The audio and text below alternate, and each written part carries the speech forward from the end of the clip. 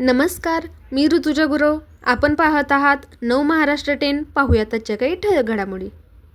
धर्मांतर विरोधी महाराष्ट्र धर्मस्वातंत्र्य कायदा 2026 राज्यात लागू केल्यानंतर हिंदू एकता आंदोलन संघटनेच्या वतीने कायद्याचं स्वागत, फटाक्याचं आतिषबाजी व साखर वाटप करून जल्लोष.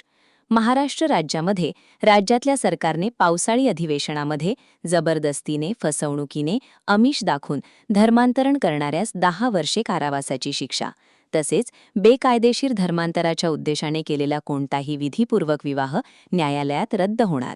धर्मांतरातून झालेल्या विवाहानंतर जन्मलेल्या बालकाला आईचा धर्म लागू होणार, असा कायदा केलेला आहे. म्हणून आज हिंदू एकता आंदोलनातर्फे स्टेशन चौक, बाळासाहेब ठाकरे चौक, सांगली येथे आतिषबाजी करून साखर वाटून जल्लोष करण्यात आला. यावेळी हिंदू एकता आंदोलनाचे प्रदेशाध्यक्ष माजी आमदार नितीन शिंदे म्हणाले की धर्मांतरण म्हणजे राष्ट्रांतरण. देशाला धर्मांतरणपासून मोठा धोका असून एकीकडे मुस्लिम राष्ट्र आर्थिक पुरवठा करून लव जिहादाच्या माध्यमातून हिंदू मुलींना प्रेमाच्या जाळ्यात ओढून त्यांचं धर्मांतरण करून हा देश इस्लामी राष्ट्र बनवायचा प्रयत्न करत आहे.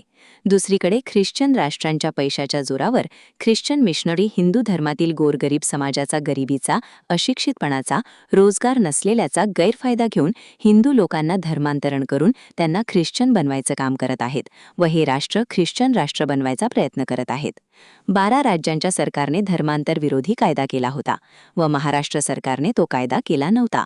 तो धर्मांतर विरोधी कायदा करा या मागणीसाठी हिंदू एकता आंदोलनासह हिंदुत्ववादी संघटनांनी मोर्चे, आंदोलने करून धर्मांतर विरोधी कायदा करायला सरकारला भाग पाडले. या कायद्यामुळे धर्मांतरण करणाऱ्याला कायद्याने चाप बसणार आहे. यावेळी हिंदू एकता आंदोलन संघटनेचे विजयदादा कडणे, जिल्हाध्यक्ष संजय जाधव, राजू जाधव, सोमनाथ गोटखिंडे, पै प्रदीप निकम, अनिरुद्ध कुंभार, गजानन माने, करण पवार, प्रकाश चव्हाण, शहर उपाध्यक्ष अवधूत जाधव, बाळासाहेब बेलवरकर, बाळासाहेब मोहिते, विनायक ठोंबरे, गोपाळराव माने, श्रीपाद होमकर, विकास सावळे, रवींद्र वादवणे, भूषण गुरव, प्रकाश निकम, नितीन बोरावर, कृष्णा नायडू, प्रेम देसाई. महायुती सरकारनं राज्यामध्ये धर्मांतर विरोधी कायदा केलेला आहे.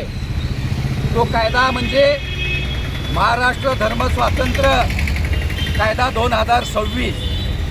हा नुकताच कायदा राज्यामध्ये अंमलात आणलेला आहे. या सरकारचं अभिनंदन करण्यासाठी आज हिंदू एकताच्या आंदोलन संघटना सांगली जिल्ह्याच्या वतीनं साखर वाटप, फटाके उडवून जल्लोष साजरा करून या कायद्याचं स्वागत आम्ही त्या ठिकाणी केलेलं आहे. याचं कारण म्हणजे राज्यामध्ये लव जिहाद, धर्मांतर विरोधी कायदा झाला पाहिजे. यासाठी सांगली जिल्ह्यात आम्ही अनेक मोर्चे काढले, जिल्हाधिकाऱ्यांना निवेदन दिली, आंदोलन केली. कारण सांगली जिल्ह्यात मोठ्या प्रमाणात ख्रिश्चन मिशनरी आमच्या गोरगरीब हिंदू धर्मातील जे समाज आहेत, मातंग समाज, धनगर समाज, गोसावी समाज, यांच्या गरिबीचा गैरफायदा घेऊन त्यांना पैशाचा आमिष दाखवून त्यांना औषधाचा पुरवठा करून नोकऱ्याचा आमिष दाखवून मोठ्या प्रमाणामध्ये त्यांचं ख्रिस्तीकरण करायचा प्रयत्न चालू होता. गावाच्या गावं, ग्रामीण भागामधली या ठिकाणी ख्रिश्चन धर्म स्वीकारत होती, हिंदू धर्म सोडत होते.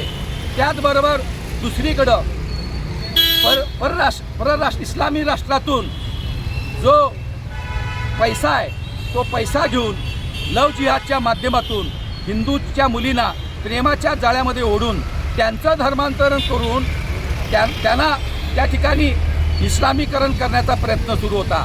ह्या दोघांनाही, मुस्लिमांना हे राष्ट्र हे इस्लामी राष्ट्र बनवायचं आहे आणि ख्रिश्चनांना हे ख्रिश्चन राष्ट्र बनवायचं आहे. आणि वेळीच आवर जर घातला नाही, हा जर प्रयत्न अडवला नाही तर हा देश 2047ला इस्लामी देश होऊ शकतो, ख्रिश्चन राष्ट्र होऊ शकतो. आणि म्हणून कायदा आणून याला अटकाव केला पाहिजे.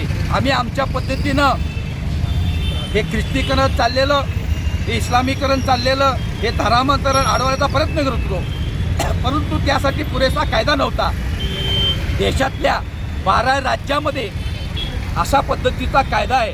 गुजरातमध्ये आहे, छत्तीसगडमध्ये आहे, उत्तर प्रदेशमध्ये आहे, मध्य प्रदेशमध्ये आहे, राजस्थानमध्ये आहे. 12 राज्यामध्ये धर्मांतर विरोधी कायदा आहे, पण महाराष्ट्रामध्ये नव्हता. तो कायदा या महायुतीच्या सरकारनं महाराष्ट्र धर्म स्वातंत्र्य 2026 या नावानं हा कायदा अंमलात आणलेला आहे. आता ह्या कायद्यामध्ये जर प्रलोभन दाखवून किंवा जबरदस्ती करून जर धर्मांतर करायचा कोणी प्रयत्न केला तर त्याला 10 वर्ष सक्त मजुरीची शिक्षा होणार आहे. त्यामुळं धर्मांतरण रोखण्याचं काम या कायद्यामुळं होणार आहे. हा कायदा करणाऱ्या महायुती सरकारचं हिंदू एकता आंदोलन संघटना सांगली जिल्ह्याच्या वतीनं मी या ठिकाणी अभिनंदन करतो. सत्ता विरोधी कायदा करणाऱ्या महायुती सरकारचा, धर्मांतर विरोधी कायदा करणाऱ्या महायुती सरकारचा